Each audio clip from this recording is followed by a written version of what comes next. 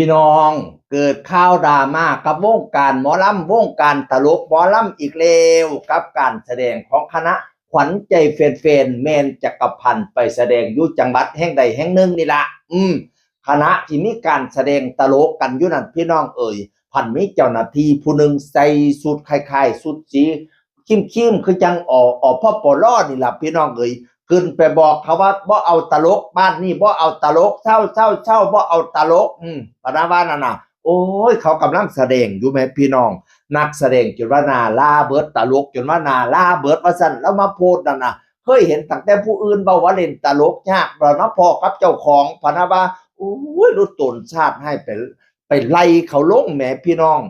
ก็คล้ายหน้าคล้ายตาฮักหน้าฮักตาเขาโพเห็นว่ากระไดคันบ่เอาคือบ่บอกตั้งแต่ตอนแรกคือบ่แจ้งแต่ตอนแรกพุ่นขึ้นไปไล่ทั้งเวทีนี่มันเสียหน้าดิพี่น้องคนกำลังแสดงนี่เสียหน้าดิถือว่าถูกไล่โดยตรงดิการแสดงตลกเพิ่นบ่แม่นก็บ่แม่นมาจืดจ้อยเลยบ่แม่นว่ากระลึกกระลาบคนก็หัวเลกล้อกันแตกโคบๆอยู่บัดนี้ผู้ย่างขึ้นไปน่ะบอกให้เซาว่านี่แหมก็บ่เอาใจเพิ่นมาใส่ใจตัวเด้เนาะตัวบ่เอากันผู้อื่นสิว่าจังไดล่ะเนาะเฮ้ยการแสดงหมอลำเลี้ยงต่อก่อนคณะหมอลำมันประกอบไปด้วยหลายอย่างดีมีเต้นโชว์มีลูกทุ่งมีหมอลำมีตลกโปกห้าลำเลี้ยงต่อก่อนผสมปนเปกันหลายอันหลายอย่างจังเป็นองค์ประกอบหมอลำเลี้ยงต่อก่อนนั่นน่ะคันเจ้าบ่เอาเจ้าก็น่าสิบอกเพิ่นแต่ตอนแรกบ่แม่นว่าแล่นขึ้นไปทั้งบอกทั้งห้านแล้วก็บ่เอาไล่เขาลงไล่ตลกลงจ้ะโอ้ยรู้ตนชาติให้พี่น้องตลกด่าจืดจะลอยเบิดแล้วก็เว้าดีผู้เป็นตลกกันก็ได้เพิ่นบ่เอาตลกเนาะบ่เป็นหยังพ่อบ่เป็นหยังพ่อเว้ากันได้บ่เป็นหยังไปลูกไปสัตว์แล้วก็ส่วนลูกๆตลกเราลงห้านพี่น้องเอ้ยโอ้ยรู้ตนชาติให้โอ้ยเนาะเฮ้ยเอาขอสิฟังจักหน่อยขอสิฟังจักหน่อยเพื่อนบอกว่าบ่เอาตลกกับบ่เป็นหยังบ่ให้จ้างตลกโอ้ข่าวขอโทษหลายๆเด้ออีพ่อเด้อขออนุญาตนะครับขออนุญาตหลายๆขอโทษหลายๆขอโทษหลายๆเด้ออีพ่อขออนุญาตนะครับมันเป็นการแสดงของลูกหลานน้องพ่อว่าเป็นหยังอ่ะจอมแดนเซอร์เตรียมตัวนะคะแดนเซอร์เตรียมตัวไปลูกไปว่าเป็นหยังจัดใจไปเลยไปมาเขาเอามาทำให้เฮากับภาพเพิ่นมาไล่เฮาลงไปครับผมถ้าจังใดก็แจ้งลูกหลานเนาะนะครับกันให้แสดงแบบใดเนาะจังใดก็แจ้งลูกหลานเด้อนะครับต้องการการแสดงแบบใดแต่ว่ามันเป็นเพียงการแสดงลูกหลานนะครับมันเป็นหมอลำวงใหญ่เนาะเฮ็ดตามใจว่าได้นะครับผมมันเป็นสคริปต์นะครับพ่ออีพ่อลงเวทีก่อนเด้อนะครับครับว่าเป็นหยังพ่อหลังจากตลกลงแล้วบัดนี้เนี่ยหัวหน้าแม่นจักรพันธ์ก็มาประกาศเนาะโอ้ยเตรียมตัวสุดต่อไปก็บ่ทันพี่น้องเอ๋ยหางเคียงแดนเซอร์ก็บ่ได้เตรียมตัวแล้วเนาะแนวเขาบ่ทันแล้วเที่ยตลกบ่ทันแล้วเที่ยเขาเจ้าประกาศลงกระทันหันจูจ๋าหาเล่นแล้วก็เลยมาโพดบอกจังซี่ล่ะมาขึ้นเวทีแล้วสั่งให้หยุดเล่นตลกกระทันหันแบบนี้ทำให้ผู้ชมเกิดการสับสนและบ่พอใจซึ่งมันส่งผลให้ทางคณะหมอลำขึ้นเพลงต่อไปบ่ทันหากผิดพลาดประการใดทั้งวงกับขอกราบขอโทษโอ้ยปานนั้นยังขอโทษอยู่พระเอกแม่นก็ได้บ่แม่นความผิดของเจ้าดอกพระเอกเอ๋ยแล้วบัดนี้ทางเพจหมอลำก็มาเว้าว่าต้องขอโทษด้วยนะครับผิดพลาดประการใดทางทีมงานต้องขออภัยด้วยว่าซั่นโอ้ยมาเว้าดีแท้หมอลำขวัญใจแฟนๆแม่นจักรพันธ์พี่น้องเอ๋ยความจริงความผิดมันบ่แม่นของหมอลำนี่เดี๋ยวเนี่ยไปบอกเขาลงกระทันหันเนาะหลังจากนั้นมันมีคลิปพี่น้องคลิปของอันหมอลำเพิ่นไปโพสต์นั่นละหมอลำเกมกีฬากรตลกพร้อมเป็นหมอลำเป็นตลกพร้อมเกมกีฬากรแล้วก็ไปโพสต์คลิปตอนที่พ่อใหญ่ออกพปลขึ้นไปสั่งให้เขาหยุดนั่นละแล้วก็เขียนว่าเห็นแต่พี่น้องตลกวงอื่นเพิ่นโพสต์ว่าซุมื้อนี้ตลกหมอลำเล่นยากมาพอกับเจ้าของพะนะว่าโอ้ยลดตนชาติให้คนก็พากันแซ่โพสต์แล้วเตะโคบพี่น้องเอ่ยแล้วก็มาแซ่โพสต์ของแม่นพร้อมทีมงานหมอลำเขาเจ้าก็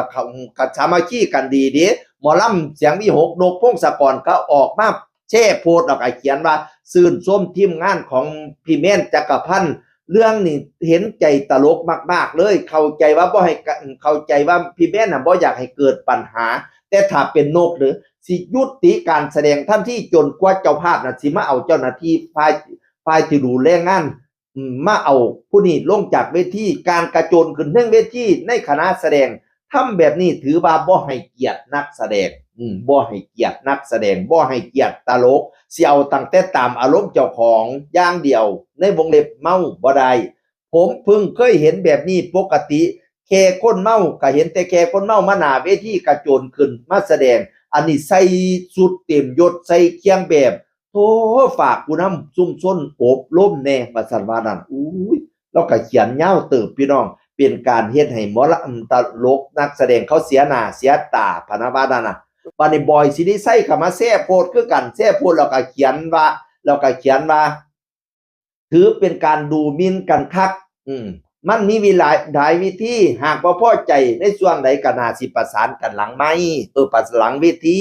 บ่แม่นว่าแต่งตัวอันทรงเกียรติแล้วก็ขึ้นไปเฮ็ดแบบนี้บ่สมควรอย่างยิ่งถือว่าแม่นจักรพันธ์ใจดีมากๆถ้าเป็นผมสิสั่งยุติการแสดงทันทีเจ้าภาพบ่จ่ายเงินผมสิรับผิดชอบจ่ายให้ลูกน้องเองโอ้โธ่บ่อยสิได้ใส่เอาจังซั่นเด้เราสิสั่งยุติทันทีเลยมันถือว่าเป็นการบ่ให้เกียรตินักแสดงคันมีหยังคือบ่ประสานกันหลังเวทีเป็นให้เขาหน้าเวทีเฟี้ยงๆจังซี่โอ้ยขายหน้าขายตาเขาถือเป็นการหักคอคนในใส่หน้านกโกดคัดดอกเห็นว่านี่ก็ได้เนาะเอ้ยบิกกี้สีเนตรนานวลจากตลกจากหมอลำซานเหล่าก็มาแซ่ไปพี่น้องคอยสิให้คือเป็นแบบนี้ว่าซั่นว่ามันเราเป็นตลกนํกันแล้วเราสิให้เราเห็นใจตลกนํกันไปไล่เขาลงเวทีจังสันพี่น้องมันเป็นการเสียหน้าเสียตาดิเจ้าบ่เห็นใจเขาตีหมอลำขวัญใจก็มาโพสต์ว่าเซฟทีมตลกหมอลำขวัญใจแฟนกับเหตุการณ์สั่งหยุดกระทันหันบนสุดหยุดกระทันหันบนเวทีเพจสถานีหมอลำอีสานก็มา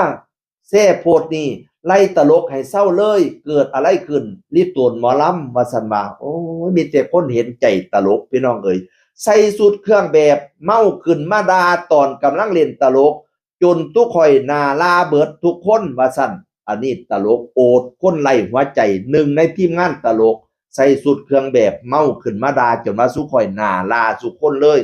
มาบอกเขาเลิกหน้าเวทีเขาก็อยากอายแล้วเนาะเอ้ยปล่อยไฟมาไล่พรอดีตตลกชื่อดังก็มาแซ่โพสต์เขียนว่าเข้าใจความรู้สึกตลกหมอลำอันนี้ก็เกินไปสู้ๆเด้อตลกทุกคนเปลี่ยนกำลังใจให้สู้ๆเด้ออันนี้ก็เกินไปถือว่าเกินไปไล่เขาถึงเวทีเนี่ยพี่น้องเอ้ยหมอลำอภินันท์น้อยดาวเหนือกลับมาเซ่แล้วก็เขียนโพสต์สั้นๆว่าแย่วาสนา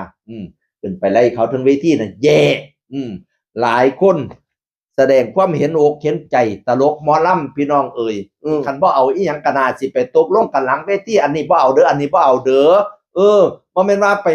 ปุ่นขึ้นไปเทิงเวทีแสดงกล้ามดากปุ่นโอ้ยโพดโพบักโมบักแต้มมือบักโตนข่อยเว้าซะเถาะ แม้จักรพันธ์สิแถลงข่าวสิตั้งโต๊ะแถลงเนี่ยมื้อแรงนี่แรงวันที่9มีนาคม2568นี้ฟังแม่นแล้วสิเว้าว่าจังได๋บ่ลำขวัญใจแฟนๆสิเว้าว่าจังได๋ทีมงานตลกสิเว้าว่าจังได๋เสียงอื่นคนเก่ามาสู่ฟังสวัสดีครับ